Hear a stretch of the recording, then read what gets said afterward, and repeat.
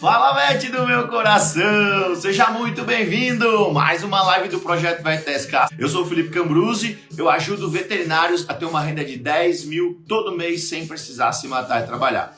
Hoje, essa live do Projeto VetSK tem um convidado super especial, que é a doutora Viviane Reis. Ela já entrou aqui, vai ser uma live incrível. A gente vai falar sobre por que o comportamento animal é um diferencial para quem atende dermato. Ela trabalha com dermatologia e ela vai dar sacadas, ideias, é um bate-papo bem gostoso do que um médico veterinário precisa para se destacar no mercado veterinário, do que ele precisa para ganhar mais, do que ele precisa para aprender mais sobre dermatologia, do que ele precisa para ser um veterinário de referência, tá? Então aproveitem, a Viviane está aqui. É uma honra ter ela aqui com a gente. Então, a gente vai falar de como que a gente pode conciliar as duas coisas, como a gente pode conciliar o comportamento, por que o comportamento é importante para quem atende dermato e por que dermato é importante para quem atende comportamento. Por que um médico veterinário é o profissional mais completo para trabalhar com essas áreas, tá bom? Turma do meu coração, essa é a Viviane Reis, ela trabalha com dermatologia, ela ensina colegas veterinários a diagnosticar, trabalhar com dermatologia de uma forma mais assertiva, de uma forma mais produtiva, de uma forma mais rentável, sem precisar de especialização. Ela vai te ensinar isso, ela te ensina isso. Então aproveitem para a gente tirar as dúvidas hoje com ela, trocar. A gente vai fazer um bate-papo aqui bem gostoso. Eu na área de comportamento animal, ela na área de dermatologia, é bem legal, porque dá para conciliar as duas áreas, é incrível, né? Um agrega no trabalho do outro, então aproveitem esse tempo aqui dela com a gente, tá bom? Viviane do meu coração, seja muito, muito, muito bem-vinda. Se apresente aqui para a turma, para eles te conhecerem mais. Conta um pouquinho da tua história, aonde que você se formou, quanto tempo, a sua trajetória dentro da medicina veterinária. Bom, primeiramente, obrigada pelo convite. Estou muito honrada de estar aqui fazendo parte, né, desse teu projeto. Estou feliz de estar aqui, então muito obrigada. Bom, eu me formei pela Universidade Federal Rural do Rio em 1999, já tem bastante tempo. Né? E eu me especializei em dermatologia e alergologia ao longo da minha jornada. Né? Então, como todo veterinário, a gente começa com altos e baixos, né? Com muitos projetos na cabeça, né? Mas desde o início eu já sabia que eu queria dermato, porque o meu foco na graduação já foi fazendo estágio na área de dermato. Então, eu fazia estágio com médicos humanos e fazia estágio com médicos veterinários, dermatologistas também.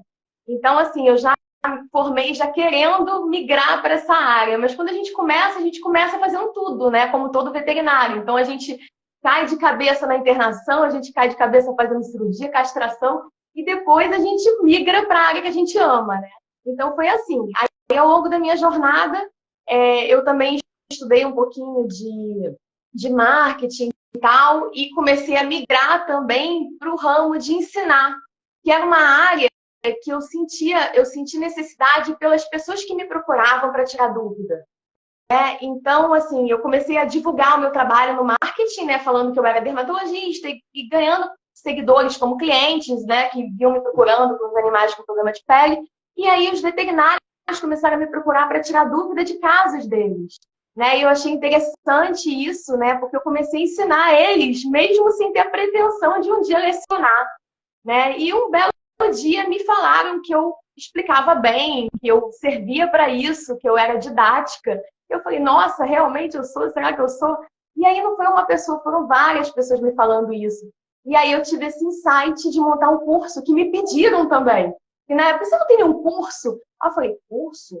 Aí eu, sabe, aquela chave ficou ali guardada e eu continuei seguindo a minha vida. E um belo dia eu montei um curso. E que foi assim, eu chamei uma pessoa para participar e uma outra pessoa que entrou no meu curso, né, naquela época, e eles gostaram tanto e aprenderam tanto que hoje em dia são referências, uma referência no Ceará, outra referência no Espírito Santo. Eu falei, caramba, eu já estou começando a transformar a vida de alguém, então para mim eu vou cair de cabeça nisso porque vale a pena. Porque o legal, quando a gente entra nesse ramo, é você ver a transformação da pessoa. Né? A pessoa que era de um jeito e ela fica grata, porque o conhecimento, é o que eu falo, a gente pode perder muita coisa na vida, mas o conhecimento a gente não perde, fica no nosso HD, né? E ninguém tira isso da gente, e a gente só, se a gente quiser realmente ir além, a gente vai além, a gente vai subir a nossa escada, e eu sempre falo isso para eles. Então, foi aí que surgiu o treinamento do mini dermato, que está até hoje aí no mercado, eu ensinando veterinários de todo o Brasil a diagnosticar e tratar qualquer dermatite com total segurança. Que massa, maravilha a sua trajetória, Viviane. Doutora Viviane, e só para a gente mostrar para o veterinário, mostrar que para ele também é possível, né? Como ele consegue chegar lá também, onde a gente chegou, porque muito provável que com você também tenha sido desse jeito. Como que foi o seu começo lá no mercado de trabalho? Você lembra, assim, de como que você entrou nos estágios, a dificuldade que eram os estágios, a dificuldade que era a remuneração muito baixa naquela época? Como que era? Como que foi essa... Conta um pouquinho, porque a galera eu vejo muito veterinário entrando no mercado de trabalho, ele, como diz lá no Sul, desacorçoa. Ele desacorçoa, perde a motivação, ele se frustra quando entra no mercado de trabalho, ele quer desistir da medicina veterinária. E não precisa, né, Viviane? Tem um nicho específico, nichos muito importantes, são subnichos, que é a dermatologia, que é o comportamento, que agregam muito valor, porque poucos profissionais trabalhando nessa área. Então, conta como que foi esse seu início lá no mercado de trabalho, as dificuldades que você teve. Então, eu tenho até um livro que eu escrevi com as dificuldades que eu tive, né, logo no início. E a gente quando a gente abre uma empresa, abre um consultório, a gente começa, né, do zero, né? Então, às vezes, as pessoas não te conhecem. Quando eu me formei, eu já abri um consultório, né? Então, eu já fui com a cara e a coragem para ter essa coragem. Porque é uma coragem, né? Você abrir um consultório assim que você forma. Né? Então, eu passei vários perrengues na minha vida. Mesmo já entendendo um pouquinho de dermato, eu estava, como eu falei, fazendo de tudo. Né? Então, eu chamei um amigo para começar comigo essa jornada, que ele já tinha um pouco mais de experiência. E ele atendia numa sala ou noutra, né? E eu via, assim, como ele já tinha 7 anos de formado e eu estava formando naquele momento, ele tinha agenda e eu não, né? Então eu passava horas, assim, ociosa. Meu Deus, cadê os cachorros que não aparecem? E cria uma ansiedade na gente, né? Porque a gente está formado, está pronto, querendo com aquela sede de trabalhar e não vem ninguém. É um cachorro aqui, no final do dia outro, e aquela agenda capenga, né? E aí eu falei assim, não, eu não vou desistir. Várias vezes a gente pensa em desistir, porque o dinheiro não entra, né, as contas chegam, né, e você fica nesses altos e baixos. E esse meu amigo, depois foram o quê? 5 meses que ele ficou comigo, ele teve um filho, né, que ele falou, Viviane, agora eu vou parar de trabalhar. Aí eu, oi? E assim, ele estava comigo, eu ainda estava assim, segurando na mão dele, porque ele já tinha mais bagagem do que eu, e eu estava com ele, porque era clínico, né? E eu estava começando na dermato, então eu não era famosa ainda na época, né? E aí você começar do zero, com uma pessoa que estava te ajudando, e realmente, literalmente, você cair de cabeça num consultório sozinha, para mim foi um grande desafio. Mas eu não desisti. Então, assim, eu comecei a estudar, comecei a fazer mais... Entrei para especialização em dermato, propriamente dita, mas não foi isso que me alavancou. Né? Foi eu realmente começando a resolver os casos de um, de outro, a prática que eu já tinha com os meus estágios e mais batendo cabeça mesmo, né? Fazendo, acontecendo, errando, ganhando experiência, que é assim que a gente, né, vai trilhando a nossa história. E aí eu não desisti. Você tem ideia, quando eu abri o consultório, né, eu tenho uma história muito engraçada, que quando eu abri o consultório, a pessoa falou assim para mim, e nessa casa aí nada dá certo. Tudo que, ó, já teve escola aí, já teve centro espírita, já teve tudo que você imagina, já teve restaurante, tudo falha, tá em 2 anos, fecha. Aí eu olhei assim, eu falei, olha só, mas eu não vou fechar, né? Eu botei isso, eu falei pra menina que falou isso pra mim, a vizinha, eu falei, eu não vou fechar, eu acredito em mim e eu sei que vai dar certo. Então, assim, por altos e baixos, eu fiquei nesse lugar por 7 anos. E eu só saí de lá porque a pessoa estava vindo de Brasília, tinha sido transferida para o Rio e pediu a casa de volta. E aí eu fui para uma outra casa, olha que sinistro, eu fui para essa outra casa e me falaram a mesma coisa, olha, aí nada dá certo. A outra casa que eu aluguei. Então, assim, em todos os lugares que eu fui, graças a Deus, eu trilhei um caminho eu posso dizer que foi sucesso, porque eu não fechei, né? Então, eu fiquei 7 anos num lugar, depois 7 anos no outro, e no terceiro lugar que eu estou hoje, que é próprio, meu, que eu comprei, eu estou lá até hoje. Né? E, graças a Deus, eu virei referência, mas foi uma escadinha até chegar lá, entendeu? Massa demais. Eu vejo 2 coisas importantes aqui, ó, na sua trajetória, né, que a turma pode absorver de aprendizado. Primeira delas, parceria, super importante. Você começou, aí você não tinha experiência, e a gente não precisa realmente ter experiência para começar. É o medo do veterinário quando ele vai para o mercado de trabalho, ele bate na porta, pedindo emprego, pedindo estágio, alguma coisa, e o colega fala para ele, eu preciso de alguém com experiência. Aí ele desanima, porque ele não tem experiência, aí ele acha que nunca vai achar nada. nunca vai ter um emprego porque ele nunca vai ter experiência se alguém não der oportunidade para ele. Mas é igual você falou, é a mão na massa, é colocando as coisas para fazer, a prática, é colocando a coisa para rodar que a gente ganha experiência, que a gente fica bom naquilo que a gente faz. Eu sempre falo, eu sempre uso uma frase aqui, vivendo com a turma, que é assim, não espere ficar bom antes de fazer, faça até ficar bom. A gente erra 100% dos chutes que a gente não dá. Então, se eu não arriscar, se eu não ir lá e colocar a mão na massa, eu não vou ficar bom. Eu esperando, me enfiando em livros, só estudando, fazendo 1000 especializações, eu não vou ficar bom naquilo, porque eu estou tentando ficar bom antes de fazer. E a especialização, ela não traz isso pra gente, né, Viviane? Ela não traz aquela prática, ela traz aquela coisa técnica, científica, de pesquisa, mas a parte da prática é complicadíssima. Então, por isso que eu vejo aqui no comportamento também, ensinos veterinários, não precisa de especialização para você se destacar, para você ser referência, para você ganhar bem, para você entrar para o mercado. Não precisa de especialização. Não precisa. Não precisa. Eu treino hoje veterinários, clínicos gerais de qualquer especialidade a pensarem como dermato mesmo sem especialização. E eu vejo realmente isso acontecendo na prática, né? Porque eu desenvolvi um método que eu ensino a prática. Então, eu pulo toda essa parte de livro, essa parte teórica, e eu filmo eu trabalhando ali, na prática. Que é isso que eles precisam saber como trabalha, né? Porque tem muita gente que tem dúvida, às vezes, em procedimento, não sabe qual exame pedir, né? Fica perdido mesmo, porque dermato é muito complexo, né? Então, a dermatologia, ela não é esse bicho de 7 cabeças que muita gente pensa, né? Então, eu tento tornar a coisa mais fluida para eles poderem enxergar que se você praticar, se você souber cortar essa parte da faculdade, que vira meio trauma, né? Você só fica estudando, e chega lá e você não sabe o que fazer, né? Então, eu já passei por isso tudo. Então, eu passo exatamente a peneira, né, que eles precisam saber para trabalhar. Entendeu? Acho que por isso que dá certo, né? Muito. E o que você acha, assim, na sua opinião, que um bom médico veterinário dermatologista precisa ter? As características importantes que ele precisa ter para entrar para o mercado de trabalho, para ele ser referência, ou para ele poder diagnosticar com mais assertividade, para que ele consiga se destacar como dermatologista veterinário. O que ele precisa ter? Então, primeira coisa, ele não pode pular os degraus. Então, a maioria dos veterinários, em geral, eles querem partir logo para o tratamento, botar o cachorro na mesa e já pensar no remédio que vai prescrever. E esse é um grande erro, assim, crônico, e parece que é um vício, né? Porque por mais que eu fale, tem um ou outro que fala assim, o que eu vou prescrever? O que eu vou fazer com isso aqui? Foca na lesão e não foca no problema principal, entendeu? Que é saber o que é o problema, né? Porque quando você diagnostica, acabou. O problema está ali, diagnosticar. Então, o problema é diagnosticar e não saber como vai tratar depois do diagnóstico, né? Então, pular de etapas faz com que o veterinário erre. Então, esse é o primeiro ponto que eu acho que é imprescindível de saber.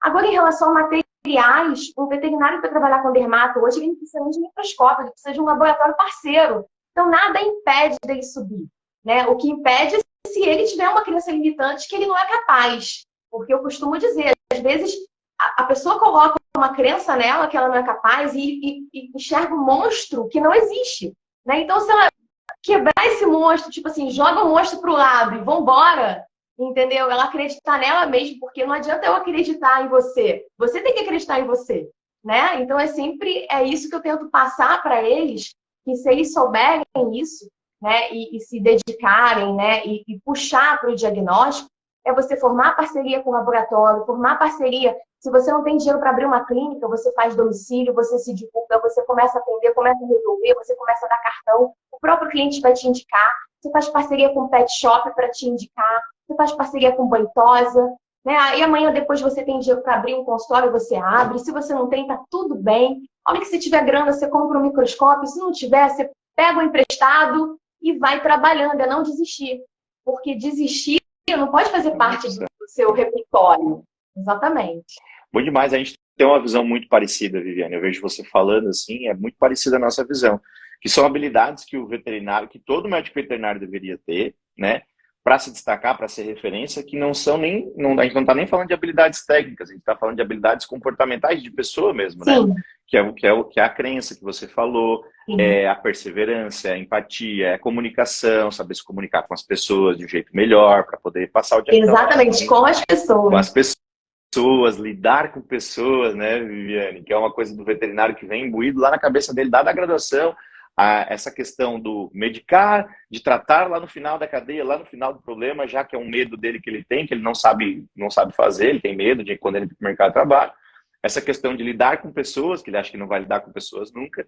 Aqui no comportamento animal, é uma coisa que acontece muito parecida aí com o que você falou, só que é um pouco... É um erro maior ainda, porque olha só o que acontece com o comportamentalista.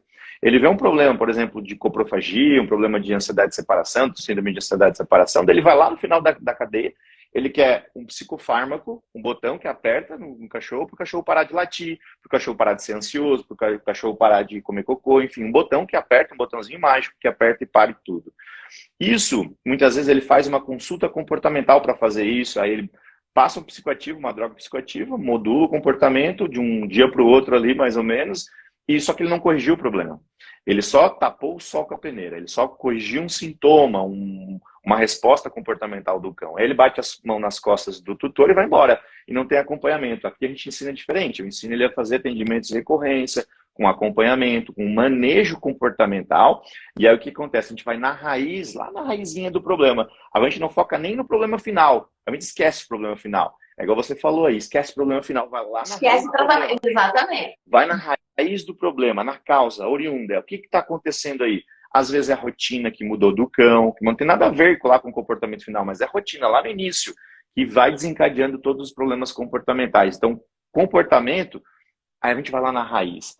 E então, é igual a dermato também assim, né? Então, essas habilidades, né? Por isso que eu te perguntei o que um dermatologista precisa ter. A gente tem uma visão muito parecida. O comportamentalista e o dermatologista, eles precisam ter essas habilidades. Habilidade de se comunicar com as pessoas, se conectar, né? Saber passar um preço, saber fazer oferta, saber fazer o marketing dele, saber se divulgar, saber que não é só técnica, né, Viviane? Sim, e eu acho importante também o relacionamento, você tocou num assunto muito importante, que é o relacionamento com tutores.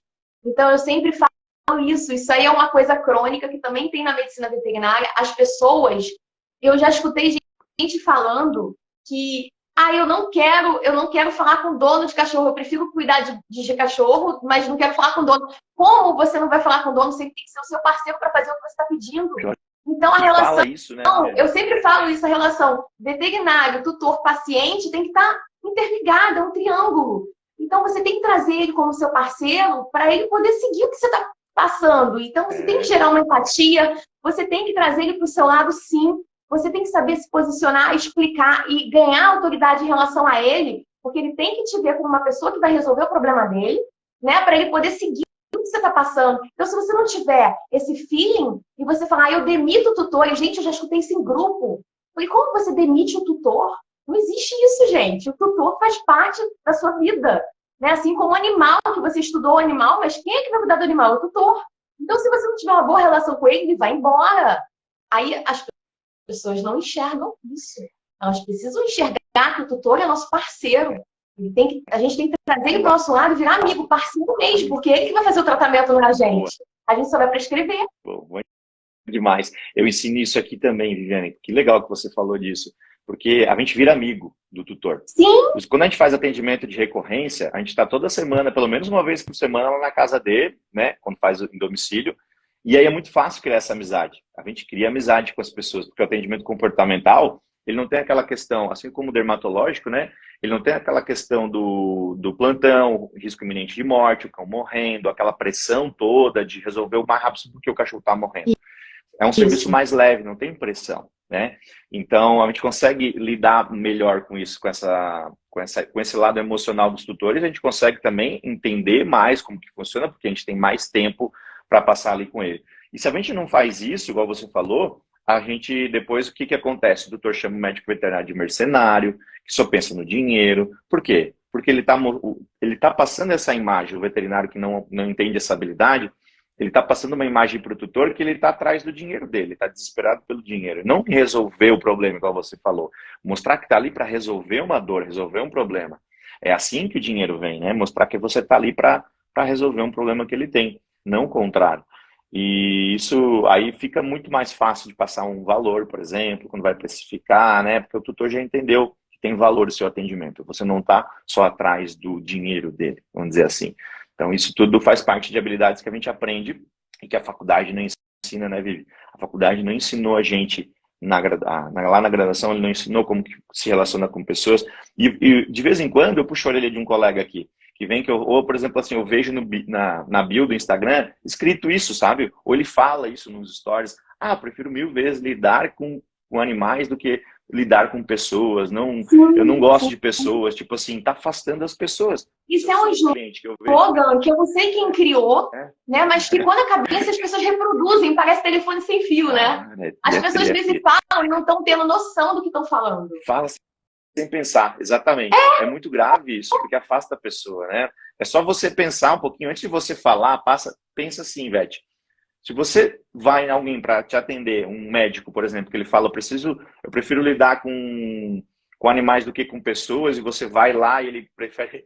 Como que ele vai te atender bem se ele está falando que não gosta de pessoas? Tipo, não tem como. Então, se coloque no mesmo lugar do doutor, o que ele vai achar se você falar isso? Então, pare de falar isso, pelo amor de Deus, não fala mais. Né? Vamos trabalhar o nosso mindset, né? Quando ele vai fazer um diagnóstico dermatológico, por exemplo, né? Chega um problema de pele lá, ele sente medo, ele sente insegurança de fazer um diagnóstico lá. Quais os maiores medos que ele tem com relação ao diagnóstico dermatológico? Então, normalmente os veterinários, eles colocam, como eu falei, um monstro na frente deles, né? Eles acham que as lesões são todas parecidas. Então, assim, as lesões podem até serem parecidas, porque nós podemos pegar um quadro de piodermite com várias causas diferentes. Mas, como eu falei, se você focar na lesão e não focar no diagnóstico, você vai errar. Então, a consulta dermatológica, ela começa na queixa principal e na anamnese. Então, na queixa principal e na anamnese, você já abre o seu leque para você pensar nas gavetas abertas do seu diagnóstico. Então, não é na hora do exame físico-clínico. Aquilo faz parte, mas ainda está no terceiro degrau da escada. Entendeu? Então, a queixa principal, que é o que o tutor está trazendo de problema para você, mais a anamnese, que é o que você vai perguntar, é a chave de você seguir os outros passos.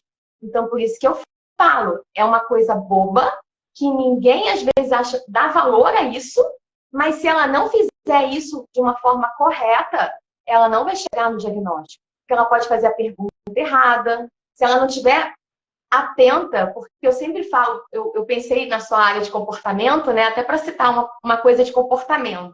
Quando o cliente abre a porta do consultório para entrar, eu estou observando o cliente, eu estou observando o paciente, todo mundo, a família inteira.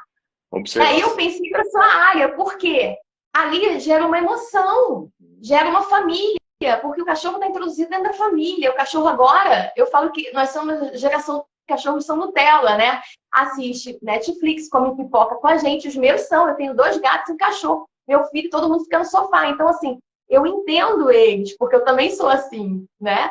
Então, quando eles entram, a gente já está notando se o cachorro está cansado, se o cachorro já está coçando, se o cachorro não está coçando, ele só está curioso, se ele está estressado, se o dono está chegando cansado, uma pasta cheia de receita, cheia de criança. Então, você vai notando todo mundo que está chegando para você saber quem vai cuidar daquele animal, né? Como é que aquele animal está ficando? Esse animal está estressado, esse animal está cansado, aí você já vai abrindo a gaveta. Esse animal já chega dormindo, passa a consulta inteira dormindo. Será que esse animal não tem hipotireoidismo?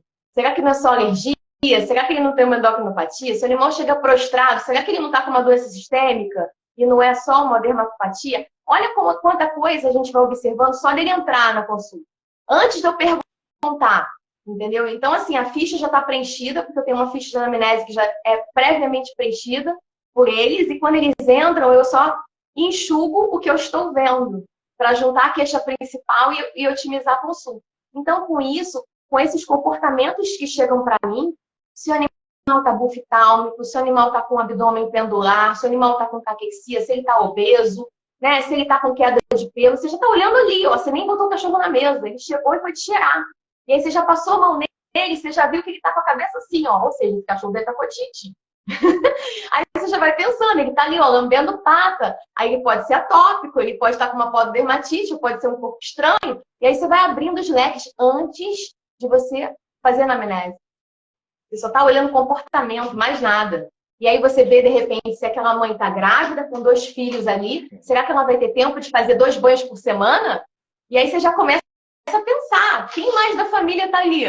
Entendeu? Para te ajudar no tratamento. Olha quanta coisa se abre o leque num caso dermatológico, que eu nem cheguei ainda na parte dermatológica, propriamente dita. Você está entendendo? São muitas coisas importantes antes de eu pensar na dermato. O comportamento Demais. é essencial. É essencial. E o que você falou que me deixou muito feliz. Você falou uma palavra mágica que é observação. A observação para comportamento, ela é fundamental, extremamente importante. Só com observação, e tem método para isso, tem método de observação, de comportamentos, de expressões corporais, expressões faciais, né? Para a gente entender outros comportamentos. O que você falou é muito, muito, muito lá na frente, muito além de que outros veterinários fazem. A maioria não observa. Então, que legal que você já, com observação, você já consegue, inclusive, extrair dali gatilhos, que são gatilhos comportamentais que desenvolvem a coceira, por exemplo. É uma voz fina da tutora, às vezes é um gatilho comportamental. A pessoa desperta isso no cão, né? Ela fala alguma coisa com o cão, ela cita o nome dele e já começa a se coçar. Por quê? Tá? Tem a ver com comportamento, tem a ver com condicionamento, está condicionado, está imprintado esse comportamento. Por isso que é sempre importante, é multifatorial isso, né? Por isso que é sempre importante essas áreas, igual você falou, ter essa noção de comportamento, porque você consegue extrair mais informações da anamnese, mais detalhes, que não é só lá no final, não é só o problema da pele, não é só o medicamento tópico, não é só aquele problema, mas ele vem oriundo de outros problemas.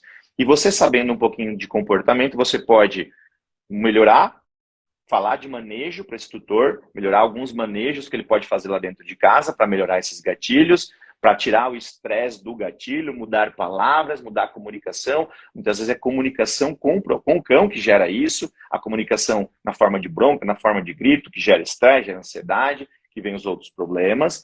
É uma coisa que está interligada na outra. Então, por isso que é fundamental, né? Por isso que quem atende dermato precisa sim, igual você falou, entender um pouquinho de comportamento para já no começo, já na raiz do problema, já sair do jeito certo, já partir do jeito certo, né? Não só pensar lá no final. Bom demais isso, Vivi. Parabéns. Legal. Verdade. Legal que você tem essa visão e legal que você ensina isso para os seus alunos. Sim, você tem expertise em uma falar disso. dermatite, simplesmente uma lambedura de pata, pode ser psicogênico, pode ser alérgico, pode ser parasitário. Né? Pode ser endócrino, pode ser sistêmico, ou pode ser uma ansiedade mesmo, porque tem alguma coisa acontecendo de errado naquele animal, pode ser uma otite, né? Uma dermatite crônica. Então, assim, muita coisa, é multifatorial a situação, entendeu? Não é uma coisa única, isolada. Ah, é isso, vou tratar com isso, acabou. Não, vai voltar o problema, você não tirou a causa, é a mesma coisa o comportamento, né? Isso. Se o animal chega com comportamento X, Y, Z e você não pensa na causa daquele comportamento, se é emocional, se o que é, né? Se é estresse, o que é, se é alguma coisa de fundo, né? Sistêmico ou alérgico, ou direcionando realmente as causas, fica difícil a gente chegar num direcionamento, num diagnóstico, numa precisão, no acompanhamento e tratamento do paciente. Bom demais a gente falar sobre isso, que é para a gente terminar aquela crença, né, de que aperta um botão e para o problema, cessa o problema, né? Não é isso, tem que investigar, tem que saber mais a fundo, tem que saber de onde que veio a causa. Eu sempre falo da raiz do problema. Quando a gente fala de comportamento aqui, o veterinário, ele chega assim para mim, né, nos plantões de dúvida, por exemplo, os alunos, mas ele começou a latir lá, um latido excessivo, de estresse e tal. Aí o objetivo dele é ir lá e corrigir o problema, fazer com que o cachorro pare de latir. Eu falo assim, não foca, esquece o problema. Foca no comportamento que você quer que ele faça, no comportamento que a gente quer ensinar para ele, no comportamento que as pessoas querem que ele execute dentro de casa. Quer ficar calmo, relaxado, sem estresse. Porque ele, quando late, ele mesmo fica estressado pelo próprio latido, assim como a lambedura cral. A própria lambida gera mais estresse e assim por diante. Então, a gente foca no comportamento bom, esquece o comportamento errado, que é o comportamento desejado dos tutores, foca só no comportamento bom e reforça esse comportamento. Mostra para ele, a gente precisa mostrar. O que a gente esquece, porque parece muito... a gente domesticou os cães, igual você falou, né? O comportamento das pessoas mudou. É filho de 4 patas, ele está dentro de casa, antes ele vivia na rua, lá na terra, na corrente, na casinha de madeira, hoje ele está dentro de casa, está dentro das famílias.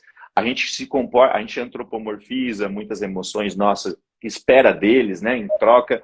Então, Essa relação humano-cão, se ela não for ajustada, ela só tem esses danos para os cães. Tem esses danos no comportamento, no estresse. Então, o veterinário, quando ele entende isso, quando ele entendeu que ele precisa falar alguma coisa, ele precisa ajustar, fazer um manejo, explicar para o tutor que o cachorro late, é normal ele latir, é normal ele se comportar nessas situações, mas nessas aqui não é normal ele fazer isso, explicar para ele, mostrar para ele que não é só isso, precisa de tempo, isso precisa de paciência, isso precisa de empatia, isso precisa de saber conversar com as pessoas, não é só ir lá e dar um medicamento e virar as costas e ir embora.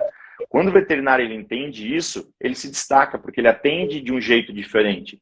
Ele se diferencia da maioria, né? Em qualquer área que for atender, ele se diferencia da grande maioria dos médicos veterinários do mercado de trabalho, que não se destacam, ganha menos, ganha 2.300, 3.200, que é o salário médio do médico veterinário, porque ele não sabe essas habilidades. São habilidades simples, não é habilidade de outro mundo, não é habilidade que precisa fazer especialização para aprender, não, habilidade básica mesmo, né? De saber ser pontual, às vezes, é uma coisa que eu pego muito no pé do veterinário, cara, seja pontual, marcou no horário, esteja lá no horário, atenda no horário, não atrase, tipo essas coisas assim, porque uma coisa engraçada que aconteceu comigo, Viviane, quando eu comecei, eu vim do interior, né? Eu morava no interior e hoje eu moro em Goiânia. Então eu tava no interior lá, cheguei ontem à noite. Fui lá passar a Páscoa com meus pais lá. E aí, quando eu cheguei em Goiânia, uma cidade grande, tinha outros profissionais que atendiam aqui, que eram adestradores, né? Não era nem veterinário comportamentalista. Eu chegava no horário na casa das pessoas, que eu combinava, comecei a atender em domicílio, e o espanto dessas pessoas era que eu chegava no horário. Eles me elogiavam, nossa, Felipe, você chegou no horário, que legal. Por quê? Porque a crença da população é que podia atrasar, é normal atrasar, não tinha problema nenhum. E tipo assim, é ruim, né? É chato, porque atrapalha a rotina das outras pessoas. Então eu era pontual, aí eu comecei a me destacar por ser pontual, você acredita? Uma coisa básica, Olha, uma coisa trivial, uma coisa que é o básico bem feito. Quando a gente começa a fazer o básico bem feito, a gente já se destaca das outras pessoas. Então não é uma coisa assim de outro mundo que você precisa fazer, precisa lá estudar em Harvard para se destacar. Não. Tá aqui, tá na nossa mão, tá com a Viviane, tá comigo, tá com profissionais que já trilharam o caminho de sucesso, já chegaram lá, já passaram os obstáculos. Pode te falar o que é o obstáculo, o que você acha que é obstáculo, mas não é. É só seguir em frente que vai deixar de ser obstáculo. O que é realmente um obstáculo que você precisa dar a volta. O que você faz para chegar lá mais rápido, que é o caminho que a gente passa para os veterinários, né, Viviane? é interessante você falando isso também, que alguns animais que chegam lá no consultório, eu coloco música para eles. Já aconteceu de uma cliente vir de longe para vacinar.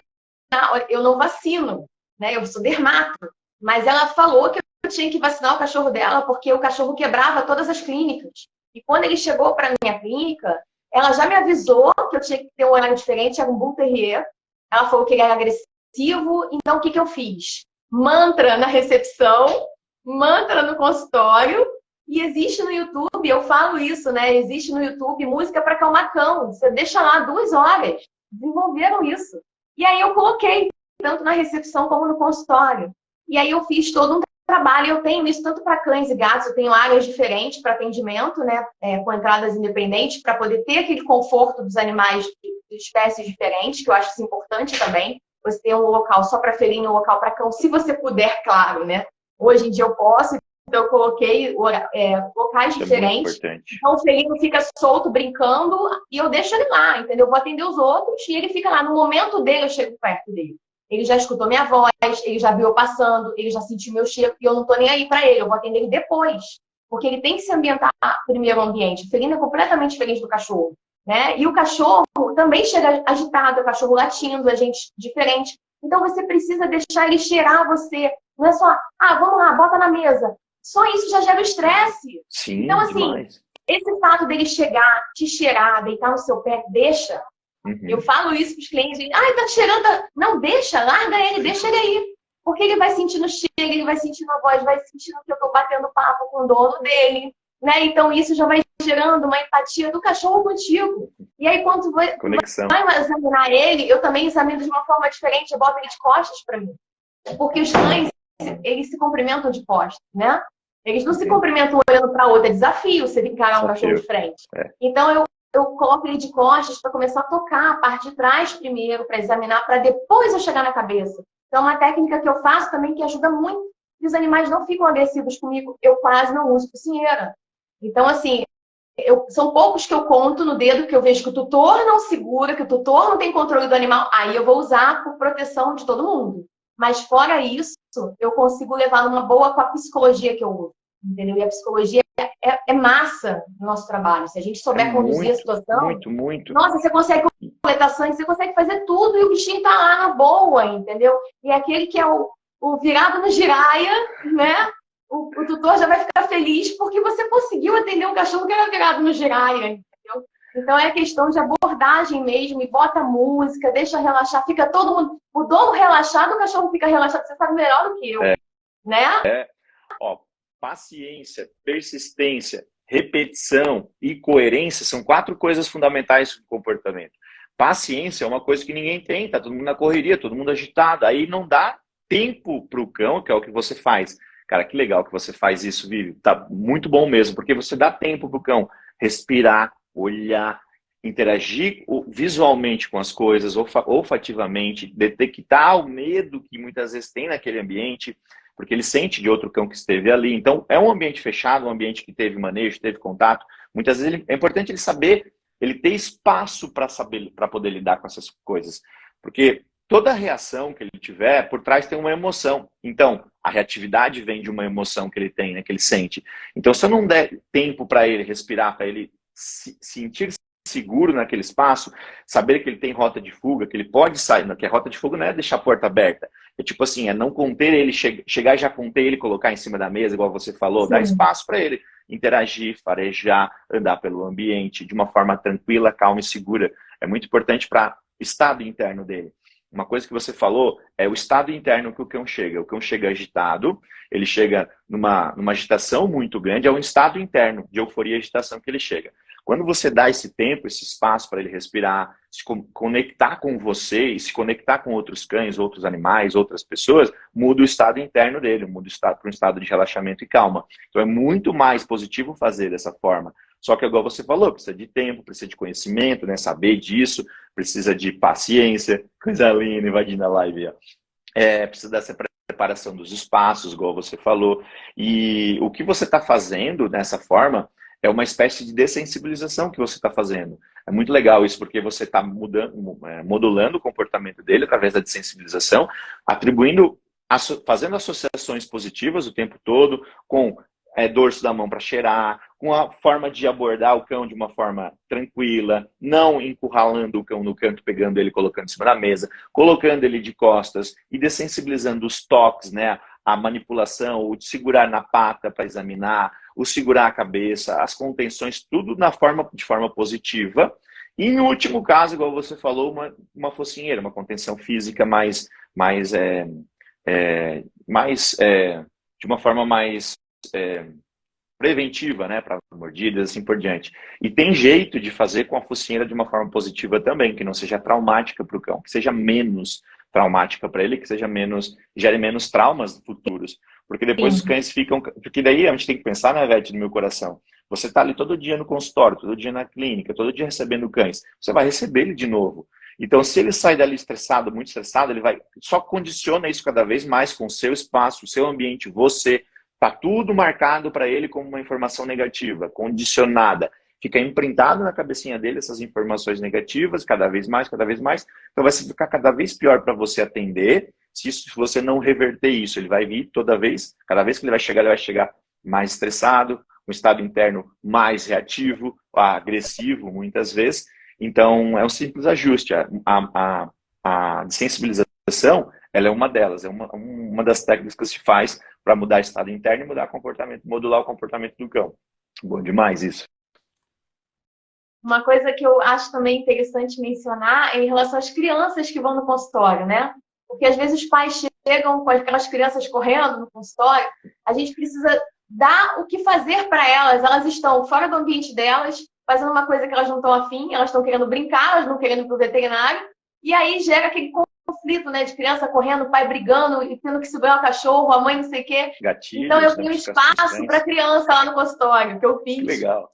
E quando eu faço domicílio, eu carrego os brinquedinhos na bolsa para distrair a criança, para poder conseguir focar no cachorro e, no caso, a pessoa também conseguir focar ali, né? Porque as crianças, elas são curiosas, né?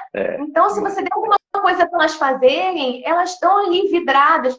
E uma vai chamando a outra, que o consultório está cheio de criança, mas todo mundo focado ali nos brinquedinhos e você fazendo o seu trabalho, e tá tudo bem, a família toda integrada, é o que importa, entendeu? É muito massa isso. Uma coisa legal das crianças é porque ela tem um jeito de se comunicar peculiar, que é diferente dos humanos. E muitas vezes o cão não está habituado com isso, ele não foi dessensibilizado também para gritos, abraços, né? A criança vem e abraça o cachorro por trás, assim, muitas vezes ele não teve essa experiência anterior antes, né? Não foi condicionado de uma forma positiva e pode ser perigoso até, né? E o legal das crianças, quando a gente atende em domicílio, por exemplo, quando a gente trabalha com comportamento, a gente coloca as crianças para participarem. Por exemplo, ensinar um comando, alguma coisa muito legal, porque elas são curiosas. E aí, quando a gente ensina um truque para um cachorro, uma coisa assim, um senta, um toque, um high five, alguma coisa bem simples, bem básica, elas ficam encantadas e elas querem participar mais. Isso ajuda o nosso trabalho de modificação comportamental também, participando, as crianças, porque as crianças têm um jeito diferente. Então, elas fazendo, elas participando, generaliza para o cão. Ele entende vários tipos de comunicações diferentes. É muito importante para o cão isso. E as pessoas da casa, os pais, as mães, ficam muito orgulhosos também, né? E aí é uma bola de neve. Aí ela tira foto, faz videozinho, posta, marca o Felipe, marca o veterinário, marca a Vivi. Tipo, isso é importante para as pessoas saberem o que a gente faz também, para divulgação do nosso trabalho, né? As pessoas mas de verdade têm vergonha de aparecer. E nisso você já está englobando a família inteira no seu trabalho. É muito legal, muito bacana.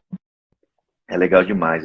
É uma coisa que eu ensino aqui, é documentar o que a gente faz. Os nossos atendimentos básicos, padrões assim, para as pessoas saberem o que a gente faz, para poder divulgar, para fazer conteúdo, para o veterinário postar nas redes sociais, marcar os tutores postarem e marcar o veterinário, para as pessoas que seguem o veterinário saber o que ele faz, porque eles ficam escondidos, né? Fica com medo, fica receoso, fica atrás, porque tem medo de aparecer, mas quem não é visto não é lembrado, né? Aquela frase, quem não é lembrado não é comprado. O veterinário tem essa dificuldade de saber se vender, né? Saber fazer preço, tem vergonha, tem medo de aparecer, mas vete do meu coração, é uma coisa que você precisa a rede social, por exemplo, a internet, é uma coisa que você precisa saber usar, porque está aqui, o WhatsApp eu sei que você usa já o tempo todo, você veterinário que está aqui assistindo já usa, os clientes chegam pelo WhatsApp, aproveite o WhatsApp para usar de uma forma mais profissional, mais assertiva, mais legal, que não seja os clientes ficarem te mandando mensagem de madrugada, né, te pressionando, te atrapalhando o seu sono, mas de uma forma regrada, de uma forma boa, que você consiga extrair coisas boas do WhatsApp. Instagram também você consegue usar de uma forma muito positiva, mas tem que saber usar, senão você pode se atrapalhar também, né? Por exemplo, querendo fazer 1000 perfis, faz um perfil, outro perfil, e não, faça um só, condicione tudo, dá para aproveitar bastante a internet, né, Viviane? Com certeza. E às vezes a pessoa tem medo de falar em vídeo, não se sente à vontade, não se sente confortável.